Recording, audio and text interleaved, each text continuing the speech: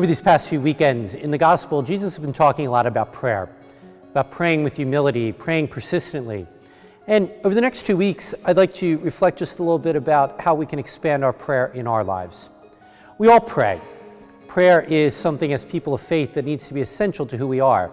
But prayer also needs to be something that deepens and grows our personal relationship with God. Prayer at its most basic level is communication. Communication with God, where we communicate with God and we're able to listen to God's response. And communication always needs to be two-sided. Now, most of us, when we hear that, think, well, wait a minute, I've never heard God speak to me. But the response of the Lord in prayer is more what we hear in the silence of our heart.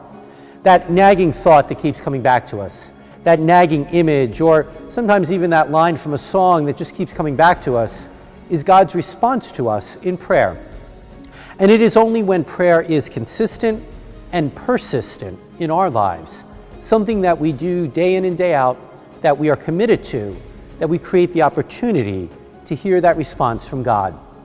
Just like with anyone in our life, a dear friend, we have to create opportunities for the communication to happen. It doesn't just happen without us willing it. And so it is with prayer. Prayer is our opportunity to make time for God and to be able to listen to God in our lives.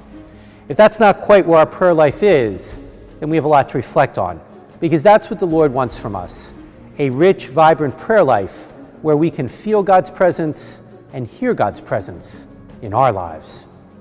Not a sermon or not a homily, but just something for all of us to reflect on.